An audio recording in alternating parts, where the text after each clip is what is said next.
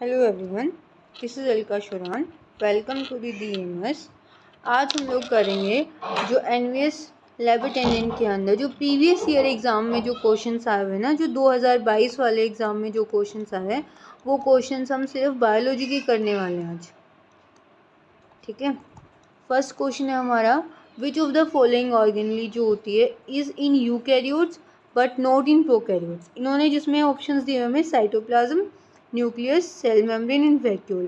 Question क्या है हमारे पास? क्वेश्चन हमारे पास ये कि कौन से वाली ऑर्गेनली जो होती है वो यूकैरियोट्स में होती है बट नॉट इन प्रोकैरियोट्स। तो सबसे पहले हम मीनिंग समझते हैं और इस क्वेश्चन से रिलेटेड और कौन से वाला क्वेश्चन ऐसा क्वेश्चन और बन सकता है जो नेक्स्ट ईयर पूछे जाने के चांसेस होते हैं।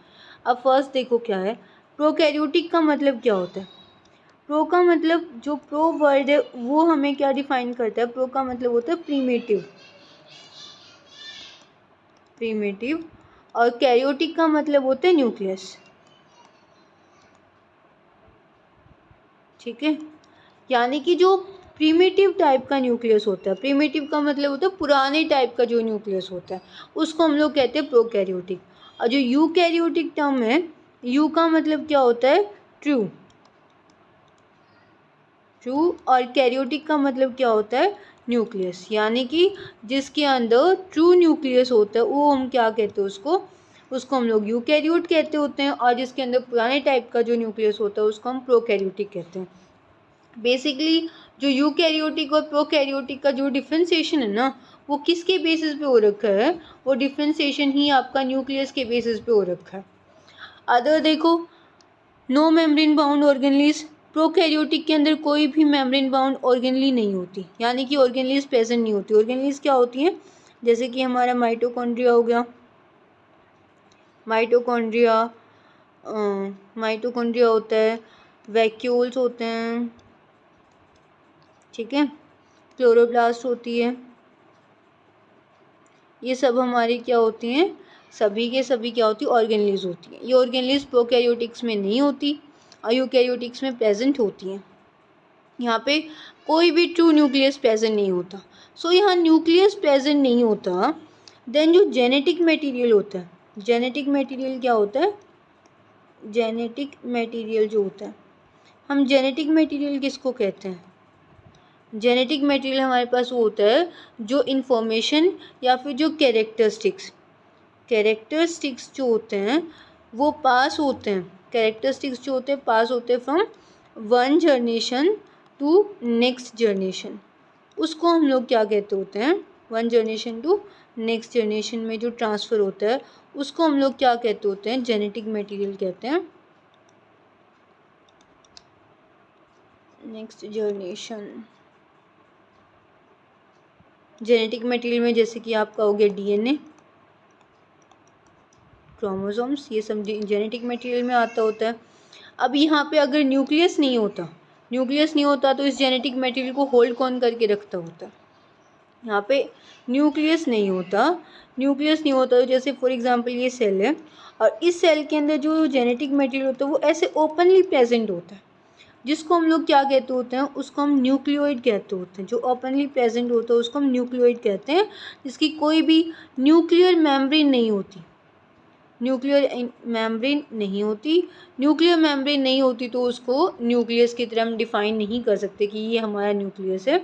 सो जो जेनेटिक मटेरियल जो प्रेजेंट होता है प्रोकैरियोटिक सेल्स में वो किसकी फॉर्म में होता है? वो एक न्यूक्लियोइड की फॉर्म में होता है। और न्यूक्लियोइड के अंदर क्या होता है? इसका जेनेटिक मटेरियल होता है। सो नेक्स्ट क्वेश्चन अगर आने के चांसेस होते हैं सो इसके बेसिस पे ये पूछा जा सकता है कि न्यूक्लियोइड क्या होता है। आया समझ? न्यूक्लियोइड जो होता है वो प्रोकैरियोट्स के अंदर जेनेटिक मटेरियल कैरी करता है। और न्यूक्लियोइड की डेफिनेशन क्या होती है कि इसके ऊपर कोई भी न्यूक्लियर मेम्ब्रेन नहीं होता।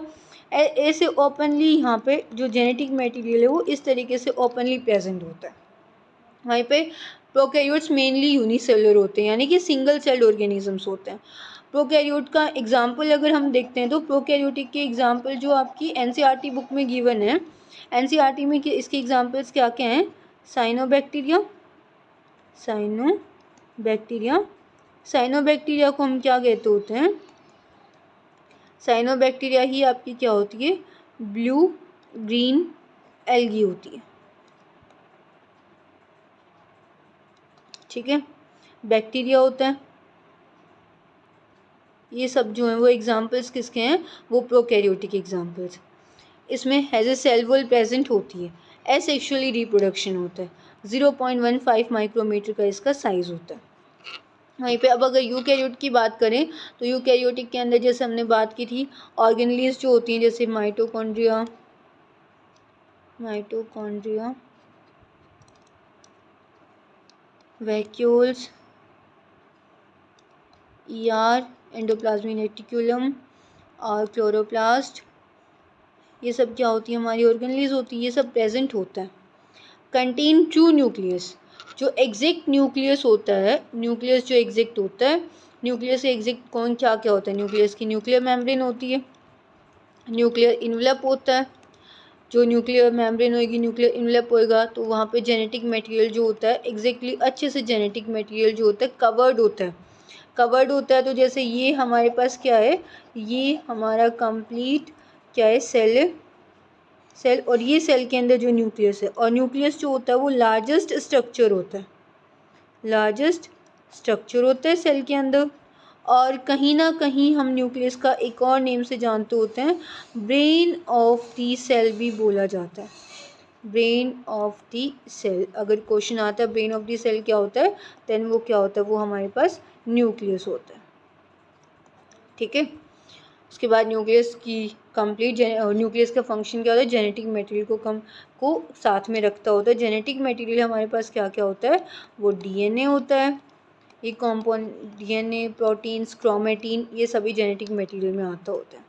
यूनिसेलुलर में भी होता है और मल्टीसेलुलर दोनों में होता है। साइज़ कितना होता है, 10 to 100 माइक्रोमीटर्स होता है। वहाँ पे इसका साइज़ क्या था, 0 से 1.5 माइक्रोमीटर। एसेक्सुअल एंड सेक्सुअल दोनों टाइप के रिप्रोडक्शन करता होता है, ठीक है। आया समझ। इसके एग्जाम्पल्स में क्या आएगा, एनिमल्स, एनिमल हो गया, ह्यूमंस हो गए, ये इसके एग्जाम्पल होते हैं, ठीक है, यूकैरियोटिक के। आया समझ। नेक्स्ट जो क्वेश्चन आता है वो हमारे पास क्या क्वेश्चन है, नेक्स्ट क्वेश्चन हम लोगों से पूछा हुआ है कि the human embryo becomes a foetus when. अब इन्होंने पूछा है कि जो ह्यूमन एम्ब्रियो है ना वो फीटस कब बनता होता है। इन्होंने एग्जांपल्स दिए हैं, it gets embedded in the wall of the uterus, कि जिस टाइम पे उसी टाइम पे वो फीटस बन जाता है जिस टाइम पे यूट्रस की वॉल के अंदर जो इम्बेड होता है। It start moving inside the uterus, जब यूट्रस के इनसाइड, यूट्रस के अंदर घूमना मतलब कि मूवमेंट करनी स्टार्ट करता है, तब हो जाता है क्या, फीटस तब बन जाता है। It develops A head and all 4 limbs, या फिर वो कब बनता होता है, जब वो डेवलप करता है head and all 4 limbs. The fertilised ovum divides to form a ball of the cell. अब इन्होंने ये क्वेश्चंस पूछे कि फर्टिलाइज्ड ओवम जो होता है जिस टाइम पे वो बॉल बन जाता है तब क्या स्ट्रक्चर बनता है। पहले हम लोग है ना ये इस फ्लो चार्ट को रीड करते हैं, उसके बाद हम इन ऑप्शंस पे आते होते हैं। तो यहाँ पे इसने पहले बोला, देखो हमारे पास रिप्रोडक्टिव सिस्टम में क्या होता है, एक मेल रिप्रोडक्टिव सिस्टम होता है, फीमेल रिप्रोडक्टिव सिस्टम होता है। मेल रिप्रोडक्टिव सिस्टम जो होता है वो रिलीज़ करता होता है, उसके पास क्या होती है, टेस्टीज होती हैं। फीमेल के पास क्या होता है, ओवरीज होती हैं। टेस्टीज जो होती हैं वो किस चीज़ को रिलीज़ करती होती है, वो स्पर्म सेल को रिलीज़ करती होती है। ओवरीज जो होती है वो किसको रिलीज़ करती है, वो ओवम को रिलीज़ करती होती है। जिस time sperm cell and ovum की जो फ्यूज़न होता है, मीटिंग होती है, जो मीटिंग या फिर हम फ्यूज़न वर्ड यूज़ करेंगे, fusion of male and female gamete is known as fertilisation. इसको हम क्या कहते होते हैं, फर्टिलाइजेशन कहते होते हैं।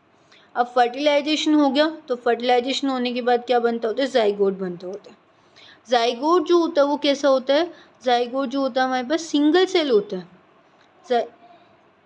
जाइगोट सिंगल सेल होता है।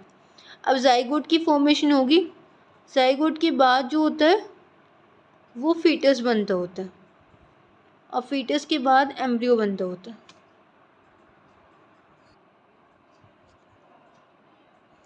Sorry let me correct it. ये यहाँ पे रॉन्ग अटैच हो रखा है, यहाँ पीपीटी में गड़बड़ हो गया है, बाई चांस गलती होगी। ये कैसे होएगा, जो पहले क्या जाइगोट के बाद फॉर्मेशन जो होगी, जाइगोट के बाद एम्ब्रियो की फॉर्मेशन होगी।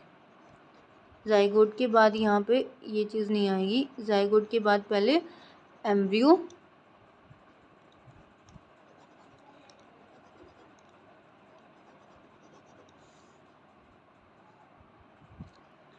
ये यहाँ पे पीपीटी रॉन्ग अटैच होगी थी। पहले जाइगोट बनेगा, जाइगोट क्या आएगा, जाइगोट कैसे होता है, सिंगल सेल होता है, ठीक है। उसके बाद जाइगोट जो होता है फर्दर डिवाइड होता है, फर्दर डिवाइड होने के बाद, जाइगोट फर्दर डिवाइड होने के बाद किस चीज़ की फॉर्मेशन करता है, वो एम्ब्रियो बनाता होता है। एम्ब्रियो एक बोल लाइक स्ट्रक्चर होता है, बोल लाइक स्ट्रक्चर होता है एंड इम्प्लांटेड होता है इन द यूट्रस। बोल लाइक स्ट्रक्चर होता है, बोल जैसा स्ट्रक्चर होता है, मैं आगे आपको डायग्राम में दिखाती हूँ। और ये इम्प्लांट एम्ब्रियो जो होता है वो इम्प्लांटेड होता है, यानी कि इम्बेडेड होता है यूट्रस के अंदर। जो आगे फर्दर जो डेवलपमेंट होती है, यानी कि बेबी की फॉर्मेशन जो होती है, वो एम्ब्रियो जिस टाइम पे इम्बेडेड हो जाता है उस टाइम स्टार्ट होती है। इसके बाद बनता होता है फीटस। फीटस जो होता है, फीटस किस टाइम पे फॉर्मेशन हो जाती है, जिस टाइम पे लिम्स वगैरह की फॉर्मेशन स्टार्ट हो जाती है। लिम्स, हेड, यानी कि एक तरीके से हम इस सिंगल वर्ड्स में बोले, यानी कि ऑर्गन्स की फॉर्मेशन जब हो जाती है उस टाइम पे हम लोग उसको क्या कहते हैं, उसको हम फीटस कहते होते हैं। अब यहाँ पे हमारे पास एग्जांपल्स क्या थे, it get embedded in the wall of uterus. तो मैंने अभी आपको समझाया कि वॉल ऑफ यूट्रस की वॉल के अंदर क्या चीज़ होती है, कौन, यूट्रस की वॉल के अंदर इम्बेडेड क्या होता है, वहाँ पे इम्बेडेड होता है एम्ब्रियो। तो इसका आंसर जो होता है वो फीटस नहीं होगा, फर्स्ट हो गया। It starts moving inside the uterus, movement भी नहीं करता, मूवमेंट भी नहीं करता होता। इसके बाद क्या होता है, it develops A head and all four limbs. तो मैंने ये चीज़ क्या बताई थी, कौन से वाला हो, जब फीटस की फॉर्मेशन स्टार्ट हो जाती है, फीटस की फॉर्मेशन स्टार्ट होती है, यानी कि उस टाइम पे ऑर्गन्स की फॉर्मेशन स्टार्ट हो जाती है, ठीक है। The fertilised ovum divides to form a ball of cell. ये क्या होगा, द फर्टिलाइज्ड ओव्यूम डिवाइड करके क्या बनाता है, बोल बनाता है। तो ये वाला क्या था, फर्टिलाइज्ड ओव्यूम डिवाइड। जाइगोट्स मैंने यही समझाया था, जाइगोट की फॉर्मेशन होने के बाद जाइगोट डिवाइड होके क्या, इसका आंसर क्या होगा, इसका आंसर जाइगोट होगा। अब जाइगोट का मैंने बताया था कि ये जाइगोट डिवाइड होके क्या बनाता होता है, बोल लाइक स्ट्रक्चर बनाता है, जिसको हम लोग क्या कहते होते हैं, जिसको हम एम्ब्रियो कहते होते हैं, ठीक है समझ। अब हम देखते हैं इसका फर्दर, मैंने बोला था डायग्राम देखते हैं। ये होता है इस टाइप का जो स्ट्रक्चर होता है। अब यहाँ पे ये जो है, ये एम्बेडेड क्या हो रहा है, ये एम्ब्रियो हो रहा है, ये आपकी यूट्रस के अंदर आके एम्बेडेड होने की कंडीशन में आ चुका है, और ये यहाँ पे इम्प्लांट हो जाएगा। इम्प्लांट का मतलब कि यहाँ पे फिट हो जाएगा और आगे फर्दर अपनी ग्रोथ को स्टार्ट कर देगा। आगे फर्दर ग्रोथ यानी कि किस में हो जाएगा, फीटस में बनना स्टार्ट हो जाएगा। अब ये जो फीटस है, ये जो है, ये फीटस कितना है, 7.5 वीक का है।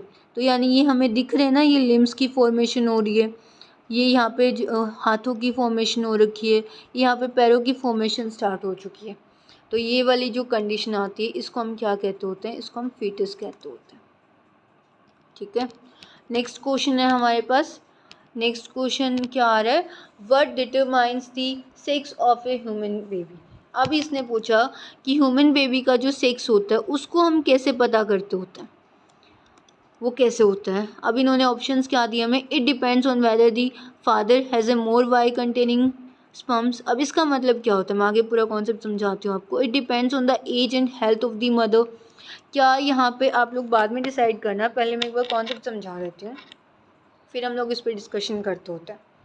First sex determination in man के अंदर देखते हैं। ये होता है हमारे पास मेल, ये मेल होता है, ये फीमेल होती है। अब जो मेल एंड फीमेल होते हैं ना, दोनों के पास क्या होते हैं, 22 पेयर ऑफ क्रोमोसोम। हमारे पास टोटल जो होते हैं ह्यूमन बींग्स के अंदर टोटल कितने पेयर होते हैं, 23 pair of chromosome, 23 pair of chromosomes होते हैं। ठीक है, इसके अंदर से 23 के अंदर से जो 22 पेयर होता है ना, 22 पेयर जो होते हैं उसको हम क्या कहते हैं, उसको हम कहते हैं ऑटोसोम्स। ठीक है, और जो 1 पेयर होता है ना उसको हम लोग क्या डिसाइड करते हैं, वो हमारी बॉडी के अंदर सेक्स क्रोमोसोम्स होते हैं। यानी कि जो सेक्स डिटरमाइन करते हैं वो कौन करता है, वो एक पेयर, ये वाला पेयर करता होता है। ठीक है, अब ये मेल 22 पेयर ऑटो, 44 नंबर हो गया क्रोमोसोम का, और 22 पेयर्स में होते हैं।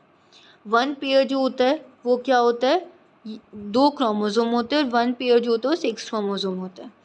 अब जो 6 क्रोमोसोम मेल की अगर हम बात करते तो मेल के अंदर कैसे होता है, एक्स और वाई क्रोमोसोम होता है। ठीक है, सेम कंडीशन फीमेल की होती है, 22 पेयर क्रोमोसोम जो होते हैं ऑटोसोम होते हैं, और 1 पेयर जो होता है वो क्या होता है, 6 क्रोमोसोम होता है। जो 6 क्रोमोसोम होता है वो कैसा होता है, वो एक्स एंड एक्स होता है। ठीक है, अब जैसे हमने बात की थी देन यहाँ पे क्या होता है, ये चीज़ मैंने आपको समझा दी, इसको हम रब कर देते हैं। अब यहाँ देखो क्या फीचर होता है, इतना हमने पढ़ लिया। अब जैसे जिस टाइम पे फ्यूज़न होता है मेल, जैसे जिस टाइम फर्टिलाइजेशन होता है उस टाइम पे जब जाइगोट फॉर्मेशन होती है ना, तब जाइगोट जब बनता है तब ये डिप्लॉइड बनता होता है। जाइगोट जो होता है इसके पास जो आता है पेयर बनता होता है क्रोमोसोम का। उससे पहले जब क्रोमोसोम्स होते हैं, जैसे आपके पास जो स्पर्म सेल होता है ना, स्पर्म सेल के पास डिफरेंट होते हैं, मतलब कि एक्स वाले अलग होते हैं, एक्स वाले जो क्रोमोसोम होते हैं वो अलग होते हैं, वाई वाले जो क्रोमोसोम होते हैं वो अलग अलग प्रेजेंट होते हैं। यानी कि ये सिंगल होते हैं क्रोमोसोम्स, एक्स वाला क्रोमोसोम अलग होएगा, वाई वाला क्रोमोसोम अलग होएगा। वहीं पे जब फीमेल की बात करते हैं, फीमेल के अंदर भी जो होते हैं यहाँ पे भी जो एक्स और एक्स क्रोमोसोम होता है वो अलग अलग होते हैं। यानी कि एग के अंदर जो होता है वो सिर्फ और सिर्फ एक एक्स क्रोमोसोम होता है। इस एक्स क्रोमोसोम, अकेला एक्स क्रोमोसोम होने की वजह से हम इसको क्या कहते हैं, यहाँ पे कैसी कंडीशंस होती हैं, इसकी हैप्लॉइड कंडीशन होती है।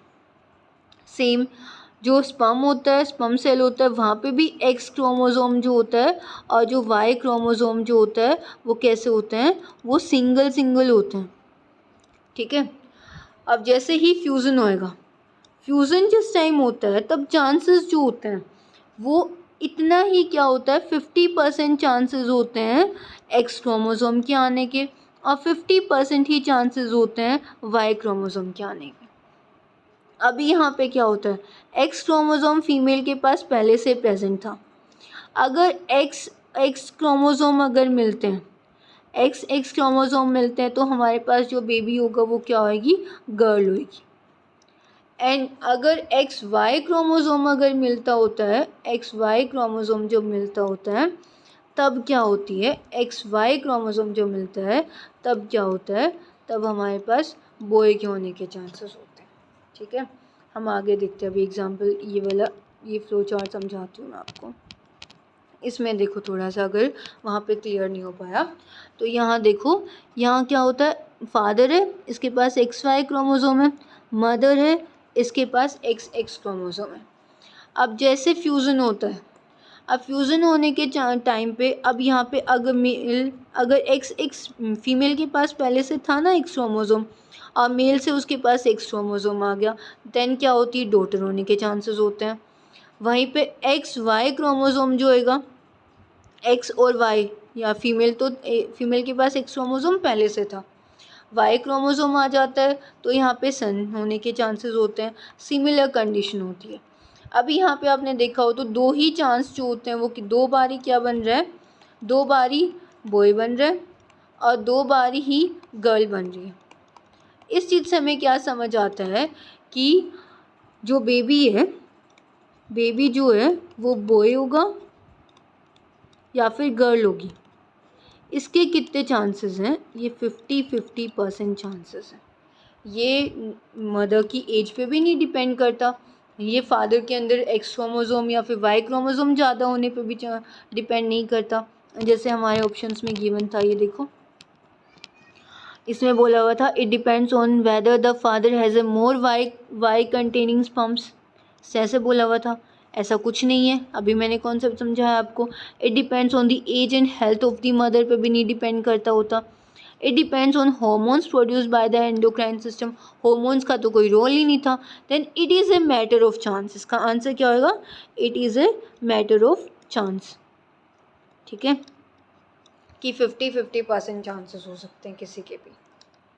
नेक्स्ट क्वेश्चन देखो, क्या समझ।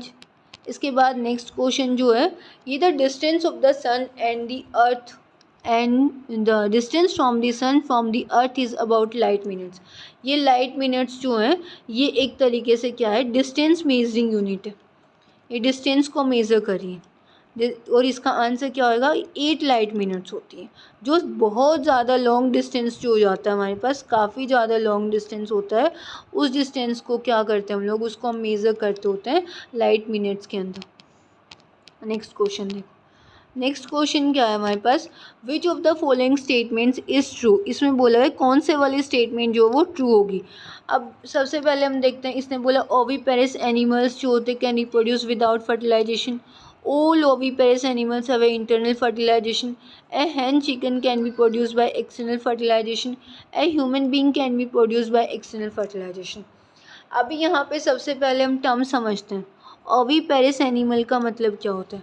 ओविपेरस जो एनिमल्स होते हैं, ओविपेरस जो एनिमल्स होते हैं, ओविपेरस एनिमल्स किसको कहते हैं? ओविपेरस ओविपेरस एनिमल्स वो होते हैं जो एग ले करते होते हैं,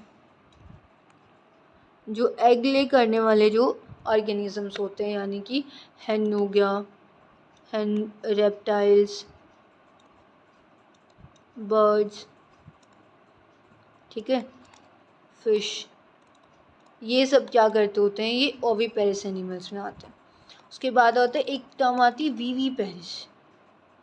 विविपेरस एनिमल क्या होते हैं? विविपेरस एनिमल वो होते हैं जो यंग वंस को बर्थ देते होते हैं, जो यंग वंस को बर्थ देते होते हैं, यानी कि फॉर इसके एग्जांपल में आते हैं ह्यूमन बींग्स। एक तरीके से हम मैमल्स का कंप्लीट एग्जांपल ले लेते हैं। अब ये मैमल्स क्या होता है, जो वो वाले बर्थ एनिमल्स होते हैं जो अपने यंग वंस को फीड करते हैं थ्रू दी मैमरी ग्लैंड्स। अब इसका सबसे पहले हम ये टर्म्स समझते हैं क्या होती है, ठीक है। ओविपेरस और विविपेरस के अंदर एक डिफ्रेंसिएशन देखते हैं। मैंने जर्नल बताया, oviparous animal development the embryo takes place outside the animal. Outside animal की अंदर नहीं होता, आउटसाइड द एनिमल होता है। वहीं पे viviparous animals inside the animal. जैसे आपने देखा हो कंगारू जो होता है ना, उसके पास एक पाउच होता है, यहाँ पे उसके फ्रंट में एक पाउच लगा होता है, उसके अंदर अपने बेबी को वो कुछ टाइम तक अपने पास रखता होता है। और इनसाइड दी बॉडी भी ये लोग क्या करते होते हैं, विविपेरस एनिमल्स क्या करते हैं, इनसाइड दी बॉडी अपने एम्ब्रियो को फीड करते होते हैं। ये लोग ओविपेरस क्या करते होते हैं, आउटसाइड आ जाता है। दे प्रोड्यूस देयर यंग, ये लोग अपने यंग वंस को जो प्रोड्यूस करते हैं, कैसे करते हैं, लेइंग एग्स ले करके करते होते हैं। यही चीज़ मैंने समझाई थी कि ओविपेरस का बिल्कुल बेसिक मीनिंग समझे, जो वो एनिमल्स होते हैं जो एग ले करते होते हैं। विविपेरस क्या करते हैं, डायरेक्टली बर्थ देते हैं अपने यंग वंस को। उसके बाद एम्ब्रियो रिसीव करता है न्यूट्रिएंट्स, कहाँ से करता है, एग योक से करता होता है। यहाँ पे जो एम्ब्रियो को अपनी न्यूट्रिएंट्स मिलेंगी वो किससे मिलेंगी, एग योक से। एग का जो योक होता है वो न्यूट्रिशंस होता है, उसके अंदर न्यूट्रिशन होती है, तो वहीं से रिसीव करता होता है। और यहाँ पे इस वाले विविपेरस के अंदर एम्ब्रियो कैसे रिसीव करेगा अपनी न्यूट्रिएंट्स को, वो मदर से रिसीव करता होता है। एग्जाम्पल्स ऑफ ओविपेरस एनिमल के जो एग्जाम्पल्स होंगे वो क्या क्या होंगे, इंसेक्ट्स होंगे, फिश होंगे, रेप्टाइल्स होंगे और बर्ड्स होंगी। और एग्जाम्पल्स ऑफ विविपेरस एनिमल्स के क्या होंगे, कैट होगी, डॉग होगी, ह्यूमन्स होंगे एंड लॉयंस होगा। आया समझ। वहीं पे वहाँ पे एक टर्म और पूछा हुआ था उसने, एक्सटर्नल एंड इंटरनल फर्टिलाइजेशन। हम पहले वो देख लेते हैं क्या चीज़ होती है। इंटरनल फर्टिलाइजेशन, फ्यूज़न जो होता है मेल एंड फीमेल गैमेट का, वो कहाँ होता है, इनसाइड द फीमेल बॉडी के अंदर होता है। एक्सटर्नल यहाँ पे क्या होता है, जब fusion of male and female gametes कहाँ होता है, आउटसाइड फीमेल बॉडी से बाहर होता है। यहाँ पे क्या होते हैं, इसके अंदर जो चांसेस होते हैं सर्वाइवल के चांसेस जो होते हैं वो ज़्यादा होते हैं। अगर इंटरनल मतलब फीमेल की बॉडी के अंदर अगर फर्टिलाइजेशन हो रहा है देन सर्वाइवल के चांसेस ज़्यादा कैसे होंगे, बिकॉज वो अपने जो एम्ब्रियो है उसको वो प्रोटेक्ट कर सकती है, किसी भी एक्सटर्नल कोई भी उसके पास क्लैमिटी आती है देन उससे वो उसको बचा सकती है। वहीं पे एक्सटर्नल फर्टिलाइजेशन होगा, वहाँ पे जो भी मतलब पेरेंट्स हैं वो वहाँ पे प्रेजेंट ही नहीं होंगे, देन उसको कौन बचाएगा। जिस टाइम पे उसके पास क्लैमिटी वगैरह कुछ भी कोई भी प्रॉब्लम आती है तब उसको कौन बचाएगा। यानी यहाँ पे क्या होता है, लो सर्वाइवल ऑफ चांसेस होते हैं, सर्वाइवल के चांसेस बहुत कम होते हैं इसके अंदर। यहाँ पे फॉर एग्जांपल काउज होती हैं, हैंस होते हैं, ह्यूमंस होते हैं। यहाँ पे एग्जांपल में क्या आता है, फिश आता है, फ्रॉग होता है, स्टार फिश आती है। ठीक है, अब हम हमारा क्वेश्चन देखते हैं। समझ आया एक्सटर्नल इंटरनल फर्टिलाइजेशन। अब हमारे पास क्वेश्चन क्या था, विच of the following statement true, कौन से स्टेटमेंट है। तो अब हमने यहाँ देखा ओविपेरस एनिमल क्या रिप्रोड्यूस करते हैं विदाउट फर्टिलाइजेशन, नहीं मतलब कि कोई भी हो, वेदर वो ओविपेरस हो whether it is a viviparous, fertilisation के बगैर तो कोई भी रिप्रोड्यूस नहीं करेगा। तो ये क्वेश्चन तो यहीं पे रॉन्ग हो जाता है। इससे पूछो all oviparous animals have internal fertilisation, जो एग ले करते हैं हमने मेनली देखा कि उसके अंदर तो फर्टिलाइजेशन ही एक्सटर्नल हो रहा था। ठीक है, a chicken can be produce by external fertilisation. अब इसने यहाँ पे बोला a chicken can be produce, इसने कैन बी वर्ड क्यों बोला, चिकन तो फर्टिलाइजेशन ही एक्सटर्नल करता होता है, तो ये कैन बी वर्ड क्या कर रहा था यहाँ पे, इसको रॉन्ग ही डिक्लेयर कर रहा था, इसको रॉन्ग शो करता है। यानी यहाँ पे इसका करेक्ट आंसर क्या होएगा, डी वाला होएगा, human beings can be produce by external fertilisation. इसका एग्जाम्पल क्या, एक्सटर्नल फर्टिलाइजेशन कहाँ होती है, मतलब कि वुमेन की जो फीमेल की बॉडी होती है उससे बाहर फर्टिलाइजेशन हो सकती है ह्यूमन बींग्स के अंदर, उसका एग्जाम्पल होता है हमारे पास in vitro fertilisation, in vitro fertilisation. ठीक है, जो टेस्ट ट्यूब बेबी होता है वो एग्जाम्पल है इन विट्रो फर्टिलाइजेशन का ही। ठीक है, आई होप आप लोगों को समझ आया होगा एंड आपकी रिवीजन भी अच्छे से हो पा रही होगी।